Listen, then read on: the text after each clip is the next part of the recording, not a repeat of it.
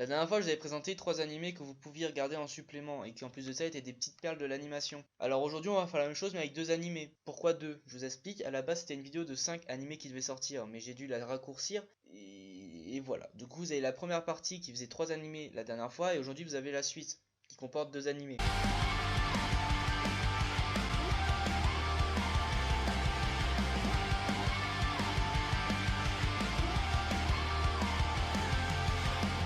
Osama Game ou King's Game pour les intimes, est un animé horreur survie. On va suivre l'histoire de Nobuaki qui est notre protagoniste, survivant d'un jeu qui a décimé sa précédente classe. Il arrive dans un nouveau lycée, donc dans une nouvelle classe, mais malheureusement le jeu semble l'avoir suivi et ces nouvelles classes est en danger de mort. Alors comment est-ce que le jeu marche? Alors c'est simple, le jeu se manifeste, ou le roi se manifeste par texto. Il vous envoie ce que vous devez faire et votre gage si vous échouez. Et malheureusement, les gages, par une manière plus ou moins étrange, se réalisent si vous échouez à votre action. Alors, c'est une course à la survie qui va nous mettre en haleine du début jusqu'à la fin. Pourquoi est-ce qu'il est bien? Même si le premier épisode ne donne pas la couleur, l'anime commence assez rapidement.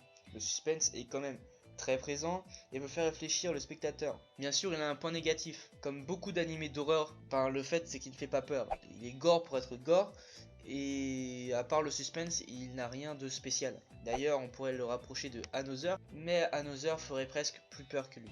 Gamers, alors il en faut pour tous les goûts, et voici un animé Slice of Life qui fera votre journée à chaque épisode. Cet animé rassemble 2 thèmes, le romantisme et le gaming. On va suivre l'histoire de Keita Amano, un gamer solitaire qui aime jouer dans sa chambre, seul. Voilà. Et de Karen Tendo, la présidente du club de jeux vidéo de son lycée.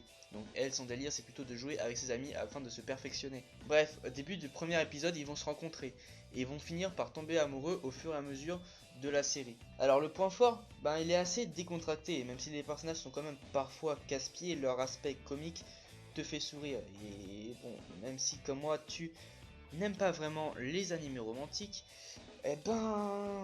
celui-là va quand même faire le boulot pour toi. En gros, même moi je l'ai accepté. Et voilà, c'est la fin de cette vidéo. J'espère t'avoir donné des animés qui te ont plu lors de cette série. Je pense que je continuerai, mais vraiment si tu veux que je continue, mets-le en commentaire. N'hésite pas à lâcher un petit pouce bleu et à t'abonner, ça fait quand même plaisir pour faire survivre la chaîne et la faire monter. Et puis sinon je te dis à plus pour une prochaine vidéo.